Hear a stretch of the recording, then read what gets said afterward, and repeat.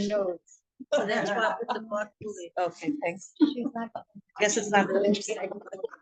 Putting your nose in someone else's business about putting you in their nose, that's another thing. Okay, also I have some very, very good news, Baruch Hashem. Remember, I've been asking everyone to daven for Chayal, Ro'i, Chaim, Ben, and Baruch Hashem, he's off a respirator. Oh. He's awake. Amen. He's not in severe pain anymore. He was transferred to rehab in Ein Kerem, and he's learning to talk now. Oh, and that is you say a miracle, and he's getting his miracle. Baruch Hashem, little by little by little. Ro'i Chaim Ben Meirav.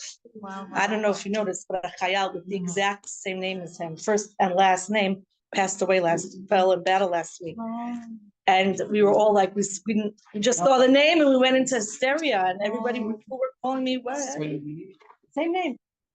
Ro'i Chaim Ben Meirav. Ben Meirav. Should continue with Shlema and many, many, many, many nisim. Okay, let's also make a bracha. Baruch atah Adonai Eloheinu melech haolam she'akol niyeh bidvaro. Amen. Okay, so we're going to skip now, and normally we were going to do the next modality of tefilah, but because atira is found in this week's parsha, so we're going to do atira right now. Okay. Now, what is atira? So atira in modern Hebrew, right? A person is lahagish atiras bagat, right? You give in a motion to overturn a ruling. It's an actual legal concept, right? You want to overturn something. You're oter to the bagats, right? You go to, don't do it, right? But children don't do this at home, right? That's what it actually is, okay? So the modality of atira, it's found here in this week's parsha, Parshas Toldos. Okay, so Ve'ele told us Yitzchak ben Avram Holidas Yitzchak, and these are the Toldos. Now, Toldos means either descendants, children, descendants. Toldot means a story, right? So at this point, the story is Yitzchak ben Avraham Holidas Yitzchak, right? And we can get into why do we really need that, right? We know that. We read last week's parsha. We were good girls, right? We know, okay? And just a side answer, which is going to lead into the concept of tefilah, is that the progeny of tzaddikim is their maasim tovim, is their good deeds, right? Mm-hmm. What speaks of a tzaddik, right, is their good deeds. That's their toldos. It's their story. It's their legacy. It's what they are. The good deeds of Yitzchak is in the following story. Okay, so it says, "Vayhi Yitzchak ben 40 shana, v'chakto et Rivka bat Bituach."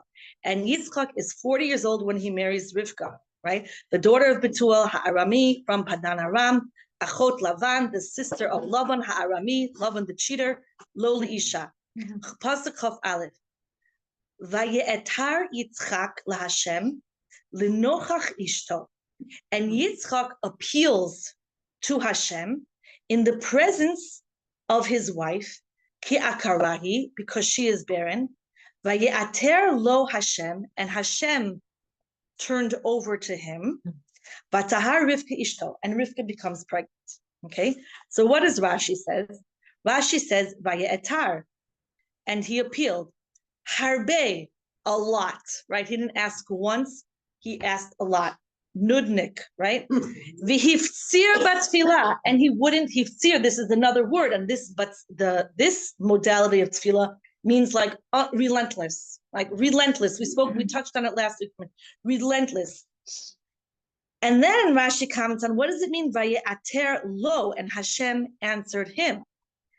Niftzar v'nitpayes. Yitzchak just kept on going. And he was nitpayes. He was the one who was comforted, answered. V'niftel lo, and Hashem answered him. V'omer ani kol lashon ater lashon haftzara. And I say every time it says ater, ayin tet resh, it's all a lashon of intense, like haftzara, like just driving somebody crazy, pressure. V'rabuihu, and it's a lot. And then he gives some examples. Okay, and we'll skip the examples for now. What does it mean, lenochach ishto, in the presence of his wife? Ze omed ba'zavitzu, this one is standing in this corner, umitpalel and daven, vizu omedes b'zavitzu, and she is standing in this corner, umitpalelet, and she's davening. So they're each one is in a corner, and they're davening.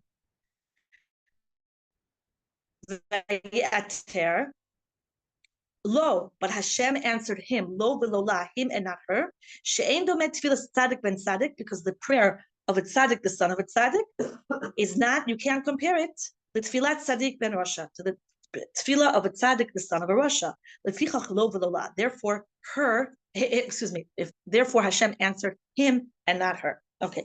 From this one pasuk, we are going to learn so much, and this is an incredible pasuk. First of all, what is this? Wait, where is the Rashi about the pitchfork? About what? The pitchfork. I skipped the pitchfork. Isn't there with that tear? Yeah, but why didn't I see it here? Ah. Okay, I don't know where it is, but Rashi also mentions here that the word ater is the same word that we used for the action that the farmer, how he uses a pitchfork to turn over the hay, right? And that's what this is what the kind of tefilah is. There's a gzera, and with a pitchfork, hard work, we overturn it. Persistent work. You can't do it once. You can't do it twice.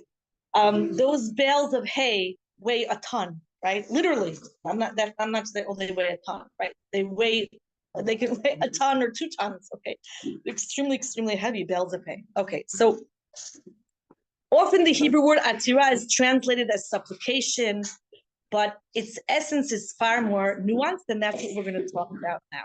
So Rav Shamshon Raphael Hirsch, in his commentary to the Torah, connects atira with the image of thick, layered clouds.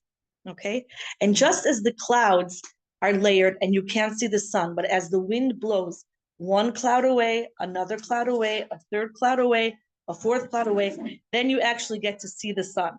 Okay, and that's the concept of atira.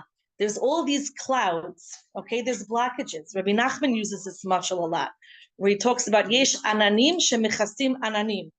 There are clouds which disguise clouds, which cover clouds, right? There's masks that upon masks upon masks. So there's all of these different layers that we have to get through sometimes to livatel gzera. And the wind is the ruach, is the tefilah, right? The word that we say. Tzfat is the spiritual windy city, right? I'm from the political windy city, Chicago, right? It's not called the windy city because of its spirituality, right? It's called the windy city, not even because of the wind. It's called the windy city because of politics, right? Yeah. I didn't know that. Well, it's because you didn't have to learn about that. You're right. Mrs. O'Malley's farm got on fire, and the Great Chicago Fire, and all that kind of stuff. Okay, so in Chicago history, so it's called the Windy City for Tzfat is the Windy City. Tzfat is the real Windy City of ruach, of spirit, of tefilah, of prayer. Right? There's the 4 essentials. Right? There's ruach, there's water, there's afar, and there's eish. Right? So Yerushalayim is eish, Hebron is afar, Tveria is mayim. And we are ruach, right? And ruach is tefilah, ruach is prayer, ruach mimalmala. When it says that HaKadosh Baruch Hu in Bereshis v'yapach v'yapoch v'yapach bo nishmas chaim, and Hashem breathed into Adam a living spirit, the Targum there says ruach mimalmala, a talking spirit, right? Ruach is prayer. So Rav Shamshon Raphael Hirsch says, comes along the wind, blows away 1 cloud, 2 clouds, 3 clouds, until we see the sun again. Okay, and that's the way atira works. So what's interesting is the Medrash elaborates on this verse and explains that Rivka and Yitzchak davened in opposite one another. Okay, they're each pleading for the ability to fulfill the divine mission to bring in a child who's going to carry on this legacy that Avram Avinu started. Okay, so their requests though are not just requests; they're almost like working hard, right? They have to overturn because she is not able to have children. Okay, it's not in the works, right? It's not happening. Now, one thing which is very interesting, which is one of my favorite things about this pasuk, is that we have Rivka in one corner, we have Yitzchak in another corner. But what does it say? It says, "Vaya atar Yitzchak laHashem lenochach ishto," in the presence of his wife. Yitzchak, is there another chair? Do you want to just chair? Right here.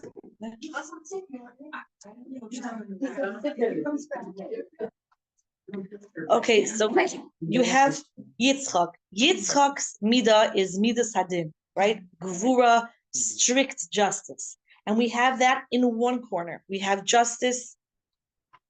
It is what it is, strength. And then in the other corner, we have Rivka. What's Rivka? Midas HaChesed, right? We saw that in last week's parsha, right? Some big muscle guy comes along and says, "Oh, can you get for me and my camels?" Yeah, oh, sure, right? Yeah, no problem. I'm a little 3-year-old girl, but I can do this, right? Rivka's midah is Chesed. She falls off the gamal. Why does she fall off of the camel when she sees Yitzchak? Because she sees his incredibly intense midas hadin, the midah of justice, and she is the opposite. How could we possibly have anything in common? How are we going to be married? We're completely opposite ends. And she falls off the camel, right? So we're going to learn later that Atira is actually the midah of Tiferes. It's the middle midah. It's the blending of Gvura and of Chesed. Now, how does that work? Okay, it works like this. Noicha. So Yitzchak is this midas hadin. Midas hadin tells us whatever Hashem gives me is what I'm supposed to have. Hashem gives me wealth, Hashem doesn't give me wealth. Hashem gives me health, Hashem doesn't give me health. Hashem gives me children, Hashem doesn't give me children. I'm here to do what I'm supposed to do. I'm very mimukad, very focused on what I'm supposed to do. And that's it. In Midas Hadin, there doesn't seem to be a lot of room for emotions, right? I feel like, think about somebody who's like very Midas Hadin, right? So, and think about someone who's very not Midas Hadin, right? So I wake up, do I feel like doing something today? Do I not feel like something doing today, right? Do I feel like saying Tehillim today? Do I feel like davening? Do I feel like doing chesed? Like, what am I in the mood of, right? So that person is not a Midas Hadin person, as opposed to a Midas Hadin person who it doesn't matter what, right? They are doing what they need to do, period, right? So they're the person who, goes to shul, a man, not a woman, right? I'm giving an example of a man who goes to shul when they have 101 fever because you have to have with them in. Okay, they're the person who they're tired, right? Doesn't matter, they're tired. They have a charusa, they're going to the charusa. Not midas hadin person, right, is more emotionally based. So we have Yitzchak, who's pure midas hadin, not a mix at all, midas hadin, and Yitzchak is davening noichach, in the presence of Rivka. He, in his Midas Hadin, and this is what's funny, Yitzchak's name, funny, right? About Midas Hadin, is that Midas Hadin, It's feminine. It's a feminine, right? Well, I don't want to get into that, but that's a very interesting topic. But Yitzchak here, and this is what's funny about Midas Hadin, because it's actually the Midah which is going to take us out of the Gullus. Yitzchak is the Av, who in his chus we leave the Gullus. Yitzchak gets up in front of our kadosh Baruch Hu when Hashem wants to put a gzeira on us and says, really? I mean, come on, let's take a person's life. How many years does a person live? Around 80 years is the lifespan, big gvura, right? If they make it to okay, so a person lives for 80 years. And Yitzchak says, this is the Medrash. Yitzchak says to Hashem, how many hours of those years does a person sleep? A lot. How many hours of those years is a person in the bathroom? A lot, right? And he keeps asking all these questions until, they don't really have time to sin. So you have to forgive them. And you're laughing. It's funny. It's like, what? This is Yitzchak Avinu. But that's what's actually funny about Midas Hadin. What is comedy? Comedy is when you think the opposite is going to happen, right? The typical, we all think it's stupid now because we expect it to happen, right? Man walking down the street, there's a banana peel. He slips on the banana peel and falls. What is funny about that? I don't know. Right? Okay. What's funny about that is that you don't expect there to be a banana peel there, and you don't expect for somebody to slip and fall. Something which is unexpected is funny. right? If you expect it, it's not funny. And that's why a joke is only funny once, right? Because the second time you say it, okay, I know that you're expecting it, so it's not funny, right? Okay, so Yitzchak is hysterical. Why is Yitzchak hysterical? Because that's not what we would expect from Yitzchak. And what do we have here? Noichach ishto. What does that mean, noichach? What is this incredible word, noichach? Noichach means in the presence, right? What does it mean to be in the presence of somebody? It means to feel what they are feeling and to be with them. The ability to put me aside, right? My feelings, my way of seeing things, to put that aside and to be completely with somebody else. When we talk about, comforting mourners, right? We're talking about being present with them. That's why there's halachas, right? You don't start the conversation because guess what? It's not about you, right? It's about them, okay? And it's not, you sometimes hear amazing things, right? When you're at somebody's house being menachem aval, and sometimes you hear the most crazy things. This is a long time. This is around 30 years ago. I was being menachem aval, a student of mine who lost her mother to breast cancer at age 36, whose grandmother passed away at age 36 from breast cancer. Mm-hmm. So her mother lost her mother the same age that she was, around 13, 14, when her grandmother had passed away. Obviously, she knew this. So a friend of her mother's comes in to be Menachem Avel, and she says, it's going to be really scary for you to turn 36. I'm thinking to myself, why? Why would Hashem give somebody like that a tongue, right? Now, by the way, this woman she's now 40 something years old, okay, 40 plus, Baruch Hashem. But why would somebody say that, right? So that's the opposite of presence, right? That woman obviously is having problems processing this horrible tragedy, which is a horrible tragedy. But the place to do that is in therapy, that's not called comforting somebody else, right? That's not called being with somebody else. That's called being with yourself, okay? So here, Yitzchak leaves his comfort zone, leaves his place of thought, leaves his nature, okay? And completely goes into Rivka Imenu, what her needs are, what her desires are, and is completely present with that pain of Rivka, Noichach, completely present. That koyach of partnering with somebody else, right? Which the only way we really partner with somebody is by leaving me. It's not about me, right? This is about you. How can I be with you? So if two people, right, you're in this corner and you're in that corner, and each one of you is saying, what can I do for the other one? That creates the power of Atira to overthrow the harshest decrees, to appeal them before the heavenly throne. And it works also between us and HaKadosh Baruch Hu, right? The highest prayers are prayers for Hashem. What does that mean, prayers for Hashem? Hashem, I'm crying, I'm davening for your Shechina. I'm davening for the Chil Hashem, right? If you look through a lot of Tehillim, David HaMelech says, Hashem, please lemancha, for you, Hashem, right? For your name, for your nation's name, that's your name, right? Our name is his name, right? Please, Hashem, defend your honor. Show the Goyim that you are the one who is Echad and Moishel Bagoyim, and you rule over all the Goyim, and you rule over the whole world, right? We sit in our homes, right? And we say, Hashem, what about your house, right?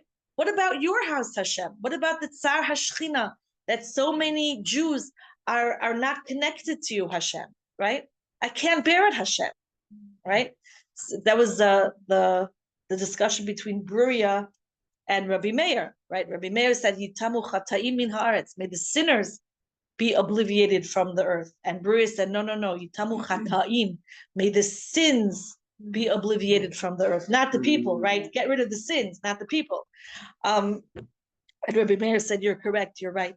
but it's to be able to partner with somebody, okay? Whether it's HaKadosh Baruch Hu or another person, to be able to put myself on the side. And that's why we know Kol HaMispalel Al Chaveru, a person who davens for his friend. V'hu tzarich la'oso davar, and he needs that thing himself. He's answered first. Why? Because he really literally put himself on the side. He wasn't, it wasn't about me. It was all about like the pain of the other person, right? The needs of the other person, the feelings of the other person. Now, Noichach is the Roshei Tevos of Nishmas Kol Chai, the tefilah that we say that's become very popular lately, right? Yeah. They say that afilu sefer Torah behechal needs mazel. Even a sefer Torah that's in the sitting in the ark needs mazel. Why? There are a lot of sefer Torah in the ark, right? Why are we taking dafka this one, right? So even a mitzvah needs, even a tefilah needs mazel, right? There are some tefillos that all of a sudden become very, very popular, right? Mizmor lesoda, right? Song, right? The song everybody's singing, right? HaKadosh Baruch Hu Tamid Ohevoti v'Tamid Yidrach. Everywhere I go, literally, posters and there's on Rechov HaPalmach, there's a billboard, right? Right, everything needs mazel. So the Nishmas Kol Chai has gotten a lot of good luck lately, right? Where all of a sudden, it was once Hafarshas Chala, right? And now it's Hafarshas Chala plus Nishmas, right? 40 women saying Nishmas at a time. I have no idea where that number came from, right? Or saying Nishmas for 40 days in a row. All these things. I went to Rebbetzin Kanievsky obviously a long time ago, because she passed away over 12 years ago. No, more than 12 years ago. She passed away around 15 years ago.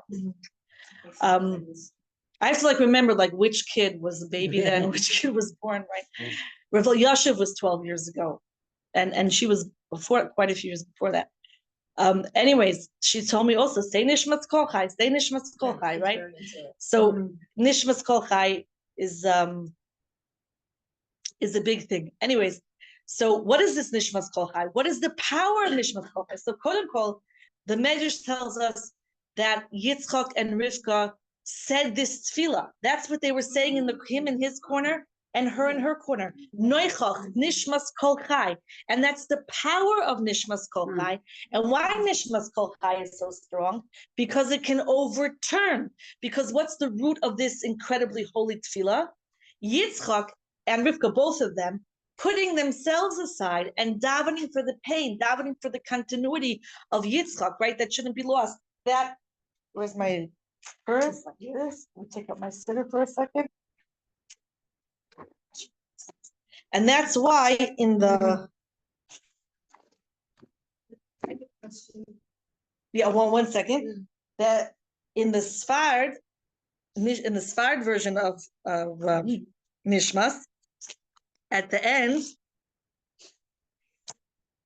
it says,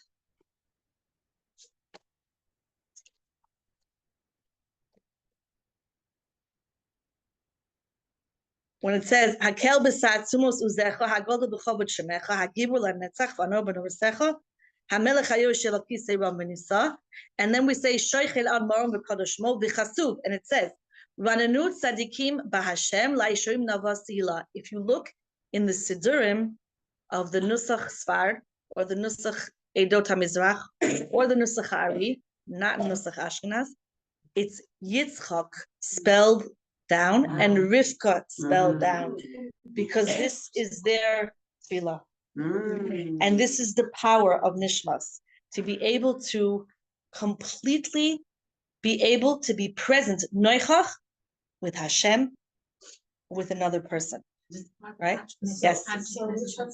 Hold on one second. She wanted to ask, and then we'll get to This is this is somebody else. Yitzchak and Rivka wrote this. This is their tefilah. Who says that? The Medrash. The Medrash says that they wrote it. This is their tefilah. This is attributed. The Anshe Knesset Gedolah put it together, but Nishmas Kol Chai this is what's alluded to in the pasuk. Lenoichach ishto. Noichach is Nishmas Kol Chai, and that's why they're hinted to at the end. Just like all piyutim that we have, it says Eliezer HaKalil or Kari Bon Olam is Yisrael, Rabbi Yisrael Najara, right? This is their imprint in the tefilah. That's theirs. I'm sorry, you would. Yeah. So I don't know, someplace, I don't know what the source is, but this thing is should not have done so intensely and so hard because basically, because I'm revealed to pass away 5 years earlier, so that he wouldn't see the Hashem made him pass away 5 years. I have no earlier, idea. So that he wouldn't see Esav going off the derech, and basically Esav was supposed to be born later. Maybe it was supposed to be 2 separate births, or maybe it was supposed to be the twins were supposed to be born later, but because he doubted so intensely, so then she conceived and she had these children. But I don't know where the source of that is. I don't know. How could it be? Because I don't know. you're saying that this was nishmas and this is such a powerful tefilah. And this was their tefilah. I don't know. Meaning, I wouldn't worry about it. Meaning, whatever, don't worry about it. We're not going to daven too hard that we're going to mess up Hashem's plan. We're not there, and like it's not going to happen. Like we don't need to worry about that. But we don't understand whatever that means, and it's not something that we need to worry about. Baruch Hashem. I mean, I don't hope I didn't insult anybody, but none of us are davening that. We're not the Rebbe's in peril, right? Who Close. She has to watch. the Rebbe's in peril, who the Bachrim used to take out her keys to open up where she locked the kugel, and while she was davening, and she didn't even notice when they took the keys, when they put the keys back, because she was so in another world, right? We're not there. So, and I don't know how. Honestly, I don't understand it because I don't know. I don't think how could we mortal mess up Hashem's plan? Like I can't mess up Hashem's plan. Hashem's plan. Probably a mother or something. I mean, one thing that we don't do is we don't daven like for a specific shidduch. We don't daven for a specific job because that's not we could. So to speak. But even that, if that happens, that was supposed to happen, right? Like nothing happens unless Hashem wants it to happen. We don't take the reins out of Hashem's hands. It's Hashem's will. So none of us are messing up any of Hashem's plans. We're just supposed to daven for things, supposed to daven a lot for everything. And that's our job. Yeah. What's the thing? Spell out their names from what? Rananut tzadikim b'Hashem la'isharim navasila b'fi yisharim tisramam. If you have the big siddur of the Chazan, maybe I could show it to you. Like certain letters. And it's certain letters. Yes, yeah. What? Yes. In the siddurim of the Chazan, and in many, this not this siddur, but in the bigger siddurs where they have more room, they actually bold them, and you see it spells out Yitzchak and Rivka. If you have in a machzor, most of the machzorim have it. Okay, but it is very, very nice, very special. Yeah. If they both daven for each other. So I don't understand what it says, why Yitzchak. Very good question. Why does it say that the tefilah of a tzaddik ben tzaddik is better than the tefilah of a tzaddik ben rasha? Because what would you think? The opposite. Right? Here comes somebody who wasn't raised with any recognition of davening, right? What do?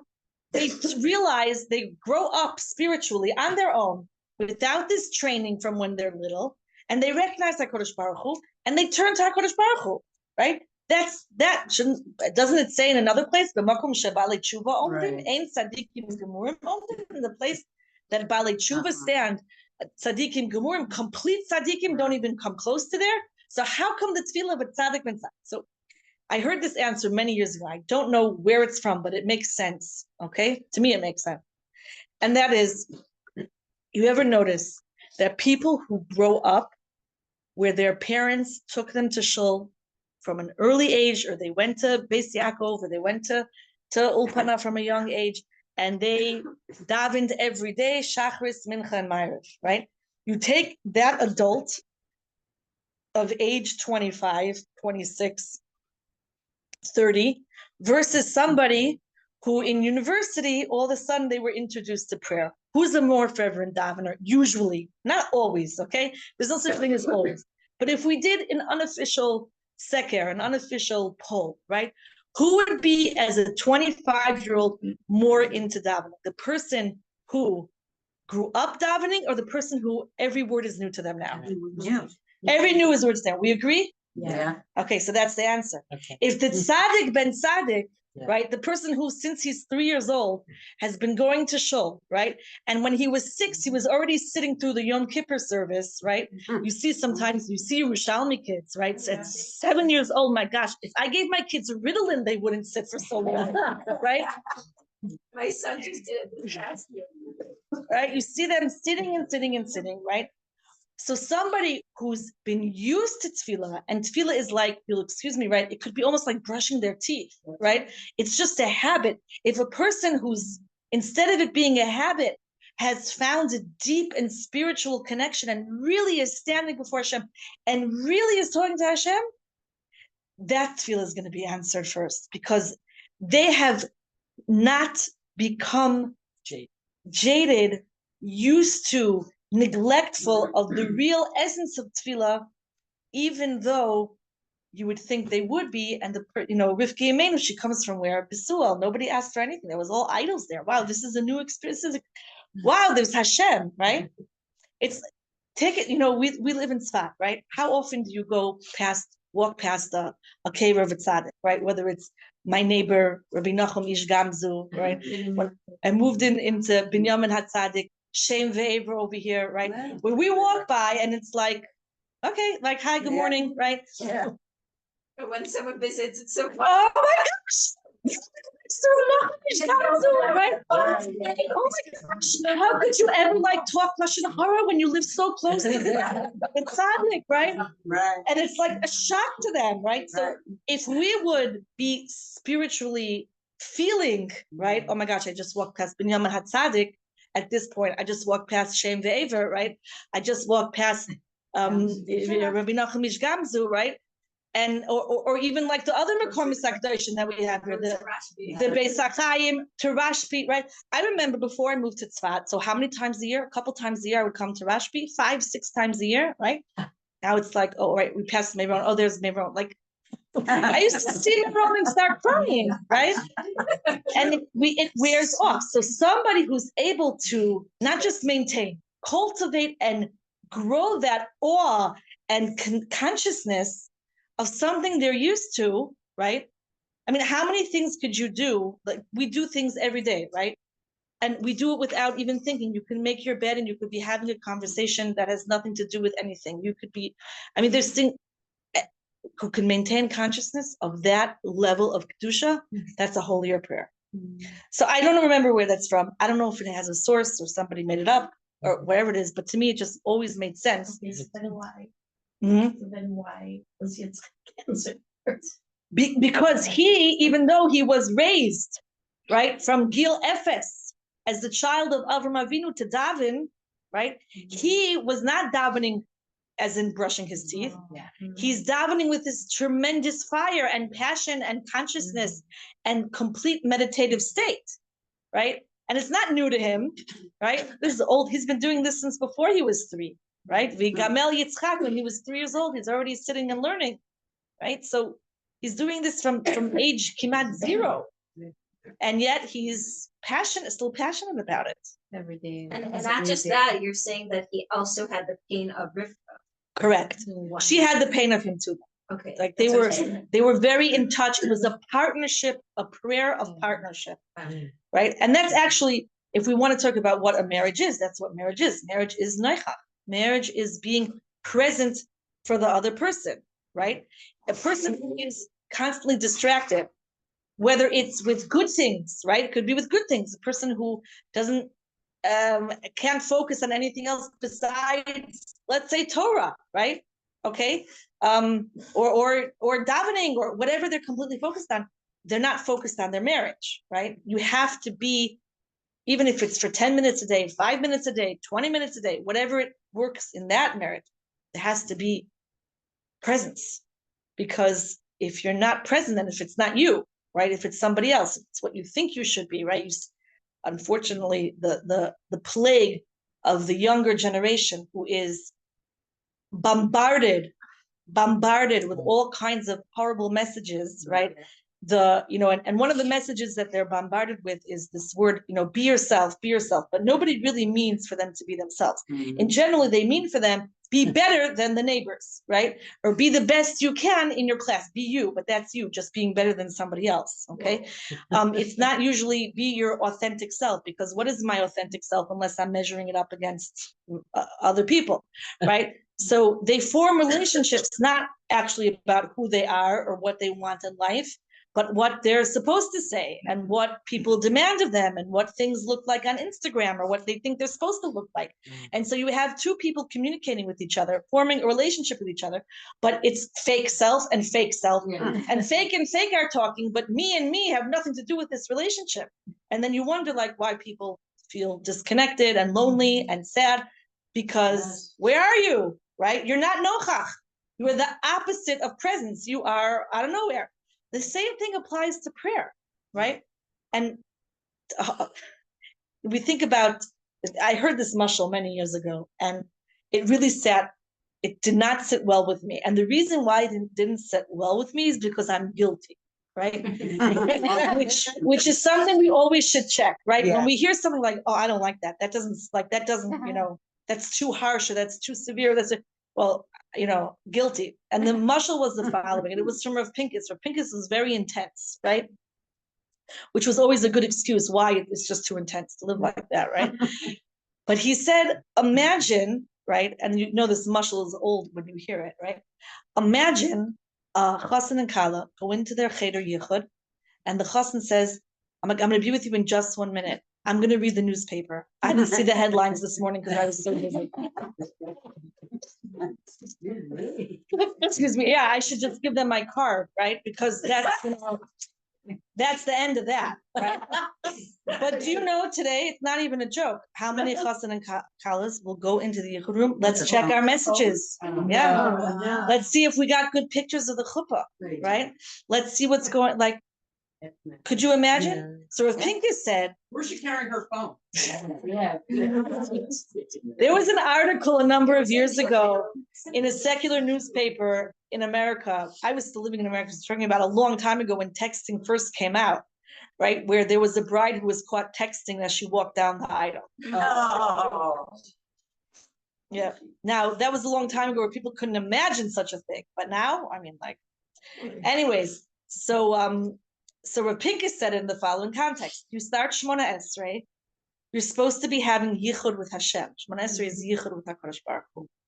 And I'm thinking of my shopping list. I'm thinking of the neighbor who hung her wet laundry over my dry laundry, which can never happen to me because I'm on the top floor. I think of, whatever I'm thinking of, this, that, and that, what I need to do, what I should have done, right? Or even, the other day, this was the first, we started saying V'sein Talu Matar Livracha on Thursday night, right? Thursday night. Yeah. Shabbos morning, right? In my not present state of mind, I'm like, okay, don't forget V'sein Talu Matar Livracha. Don't forget V'sein Talu Matar Livracha. And as I'm halfway through Shmona Esrei, and I'm not thinking about anything except for don't forget this. It's Shabbos. We don't even say the same Talu Matar Livracha on Shabbos, right? Okay. So now that it was actually pretty funny, and I was like, where am I, right? I'm not here, right? And it's a halachic thing, right? I don't want to forget the same Talu Matar Livracha. That's all I'm thinking about, right? I'm not thinking about, I'm now standing before Hashem, noichach, because that's the most important ingredient in tefilah, is I am standing in the presence of Hashem. Less important even to have Perish Hamid, and that's the brisker of Paskins LaHalacha. And he gets this from the Abu Durham, that there are two different types of intention. There's intention that I'm standing before Hashem, and there's an intention that I understand what I'm saying. The only time you need to understand what you're saying is the first bracha of Shmona Esrei. The rest of Shmona Esrei, if you don't understand a word, you're good. But what do you need throughout the entire Shmona Esrei? Noichach. I'm standing in front of Hashem. I'm talking to Hashem. This is the King of all kings. This is Avinu Malkeinu, my Father, my King, my everything, right? Presence, because what does HaKadosh Baruch Hu want? Presence, our leif, that's the biggest present, right? The biggest present we can give to somebody else is presence. The biggest presence we can give to ourselves is presence, that I am here, right? I'm not all over the place, right? And it's very, very difficult. So Atira is distinguished by its intensity and transformative potential. Unlike other forms of prayer, which emphasize Shevach and Hodaya, which we spoke about a lot last week, or Vidui, Atira is just focusing on Noichach, on presence, and that is the koyach which gives it to overturn decrees. It's the determination, it's the focus. Okay. So as we said, we have this image of Atira as a farmer who's overturning bales of hay. That's how Atira works. Okay. The Baal Shem Tov teaches us that Atira is the koyach to transform reality. Okay. It involves not only change in external circumstances, but also a transformation of the individual praying. The act of persistent prayer refines the soul, aligning it more closely with the divine will. Like we said, that was more tefilah. This alignment in turn opens the channels for divine blessing. So I would maybe alignment isn't the right word that I'm looking for. Presence is more the word that I'm looking for here. Presence, and that opens the channel of divine blessing. Atira, therefore, is not just about asking for something to change, but about becoming the kind of person who can receive change. How do we become the kind of person who receives change? I'm here. I'm here. Ineni. I am here. I'm nochach. I am present. That was one of the most important words that Avraham Avinu says on the way to the Akedah. I am here, right? And Yitzchak says, Ineni avi. I am here, right? I am present. Now, what do we sometimes like to do when instead of being present, right? At the dentist's office, a lot of dentist office. Do you want to be present in the dentist? No. So what do they provide for you? This is the new great thing. There's a screen, right? And when you're lying down and there's a screen on the ceiling, and nice music, fish, birds, butterflies, right? All kinds of stuff. Where's this? My kids' dentists have it. I've never taken my kids to the dentist here. It's old-fashioned dentist thing. Okay, so you're looking up at the screen and it's this wonderful, pretty scenes, happy places, right? Anything but where you actually are, right? Okay. Part of lamaz, breathing, is to distract oneself from what's going on. You distract yourself from the pain by doing very disciplined breathing exercises. Okay. Here, Avraham Avinu, when he is saying hineni, right? Saying, no, I am here. I am completely present with what's going on. This is not going to be some kind of outer body experience where I'm not here, but I'm going to be here. Now, being present is difficult in pain and in joy, right? Sometimes we can miss great joys and great moments of nachas because we're just not present, right? Mm-hmm. Being present is a real art. There's a word, a very vogue word right now for being present, which I can't remember. Mindfulness. Oh. There we go, right? Being mindful, right? If you're doing something while you're eating, right? You could eat a whole meal and not even realize, wow, that was good, right? So there's people who are very careful to be mindful when they're eating so that they could actually enjoy the food that they're eating. And that's actually part of feeling satisfied is by being mindful, right? Being mindful of anything, right? Of even, the wind, the sun, taking notice of things, stopping and being present is something which opens us up to be that person who can receive the change. The Lubavitcher Rebbe focused on the dual nature of Atira in the story of Yitzchak and Rivka. Yitzchak representing Gvura and Rivka representing Chesed came together in their prayers, creating a dynamic balance called Tiferes, right, which is glory. The unity of opposites is reflected in the reciprocal nature of Vayater and Vayaater, illustrating how human effort in prayer elicits a parallel divine response. The Rebbe also notes that Yitzchak's persistence in prayer reflects the Jewish approach to challenges. Even when facing what seems to be a harsh decree, a Jew does not accept it passively, but actively seeks to overturn it through prayer and action. So even when things are not looking good and it seems like Hashem is not answering our tefilah, we keep going, right? We keep davening, we keep asking. This is what we learned from Chizkiyahu HaMelech, the great king of Yehuda. Even if the sword is already there, right? Don't stop davening, right? Don't stop davening. Now, if we think about that, well, maybe you should think about other things, do other things, right? what does Chizkiyahu HaMelech mean when he says this? And the answer is that prayer, again, is not only to get what we want. Prayer is being present with Hashem, and that's something which is always, always good, always desired. Why should you not enjoy Hashem's presence? Because, Chas v'shalom, the sword is on the neck, right? Keep basking in Hashem's presence. Keep seeking out Hashem's presence. That is what is actually going to give you comfort, right? I think it's a very, very beautiful and deep thought. The Kedushas Levi, the Berditchever, explains Atira as a form of advocacy, of course, right? He explains that just as a lawyer persistently advocates for their client, Atira is the act of advocating before Hashem, presenting arguments and merits to overturn a harsh judgment. This persistence is not an attempt to convince Hashem, but rather to activate the latent mercy that already exists within the divine. So, of course, it's always beautiful how everybody sees things according to their personality, right? According to their makeup. So Rav Yitzchak Levi, right, the great Sanagor, the great defender of Klal Yisrael, that's what he sees Atira is. That's right. That's our job, is to keep on advocating, advocate, right? And what was Yitzchak eventually? Yitzchak was our advocator, as we said. Comes before our Kodesh Baruch, so how could you be angry at them, right?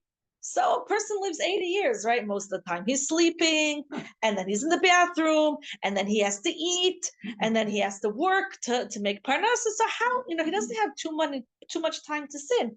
This is Yitzchak being that advocator. And it's interesting, it's called Levi Yitzchak, right? Levi, so we just explained Yitzchak. That was also the job of the Levium, right? From the Levium comes the Kohanim. The Kohanim are Ohev Shalom, Verodei Shalom. They're the great advocators of Klal Yisrael. Okay, we'll do one more, Rabbi Nachman. Rabbi Nachman, yeah. I'm sorry. Okay, I'm a little confused because what you said was very nuanced. That we shouldn't be trying our motivation when we're davening to change Hashem.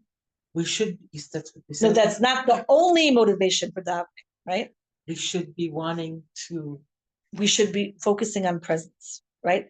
We want things. That's good. We're supposed to want things from Hashem. Yeah, but when you constantly. But that's not the only goal here, right? The goal is, at the end of the day, is Hashem's presence. So even if it seems like you're not getting what you want, don't stop davening, because that's not the only reason why we're davening, is to get what we want. And then we said what the Baal Shem Tov says. Well, we're davening that we should become the person who's able to receive that blessing. Right. He said we can receive it when we. Which is an incredible statement. It's like, you think of all the people. I tell this to every time I take the seminary to Amuka, right? So I say, you're all going to go in, you're all going to daven for a zivuk hagun.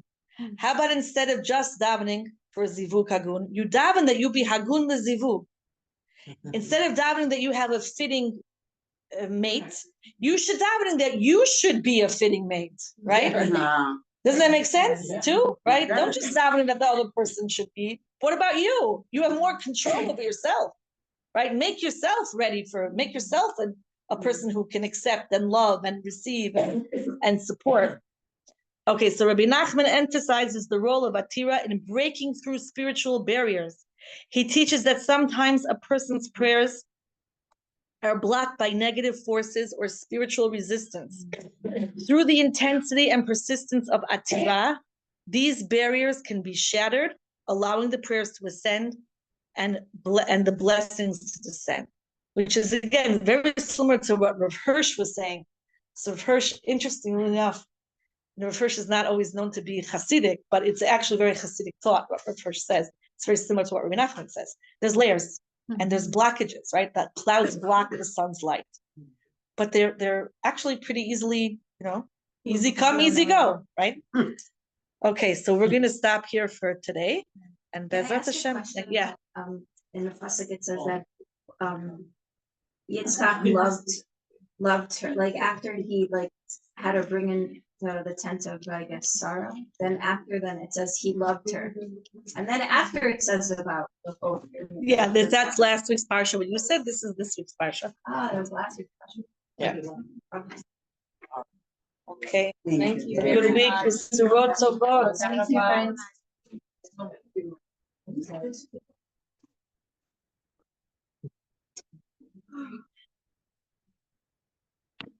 You know? I know I'll send this to I'll send my notes to Judy. You what? I'll send my notes to Judy. Yeah. When she sends it out with the recording, she sends it out. I could ask her to. I could say I'll ask her to, because I didn't give them.